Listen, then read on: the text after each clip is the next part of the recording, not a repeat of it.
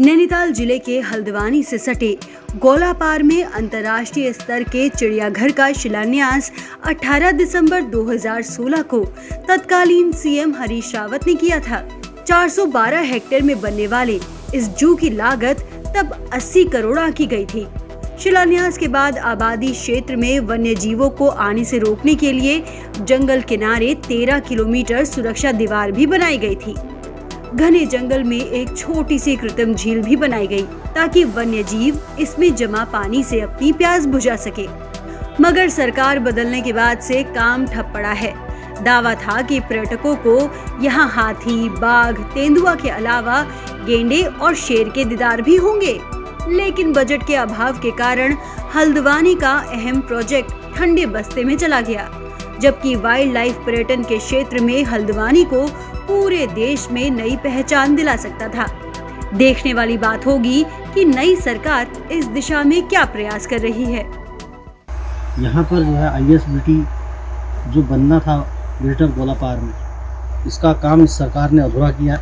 यहाँ शिफ्ट न दूसरी जगह बना न यहाँ बनने दिया, और जो अंतर्राष्ट्रीय जू यहाँ पर बनने जा रहा था उसको भी नहीं पूरा किया।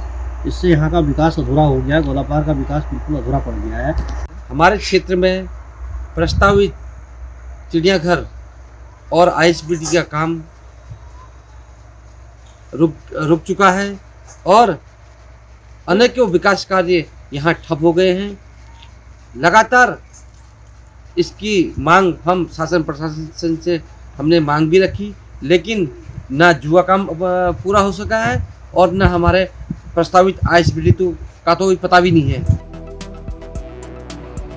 हल्द्वानी में प्रस्तावित चिड़ियाघर का मुद्दा भी इस चुनाव में प्रमुख रहेगा।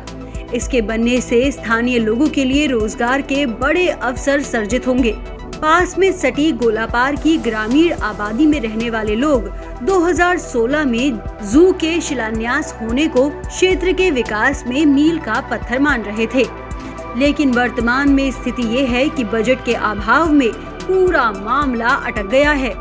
यहाँ चिड़ियाघर के नाम पर आपको सिर्फ 13 किलोमीटर लंबी सुरक्षा दीवार ही नजर आएगी। समय बीतने के साथ साथ लोगों की उम्मीदें भी धूमिल होती जा रही हैं।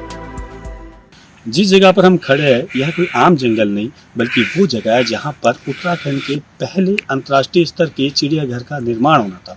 साल 2016 दिसंबर में तत्कालीन कांग्रेस सरकार ने यहाँ पर चिड़ियाघर का शिलान्यास किया। उसके बाद यहाँ पर काम की शुरुआत भी की गई, लेकिन वर्तमान में स्थिति यह है कि बजट के अभाव में पूरा मामला अटक चुका है। यहाँ चिड़ियाघर के नाम पर आपको सिर्फ 13 किलोमीटर लंबी सुरक्षा दीवार ही मिलेगी।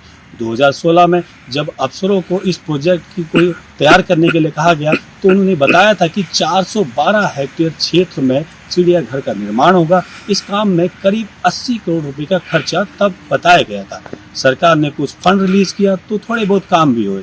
उन कामों में इस समय मात्र एक आपको दिखेगी सामने सुरक्षा दीवार, एक सामने नलकूप और अंदर एक छोटी सी कृत्रिम झील।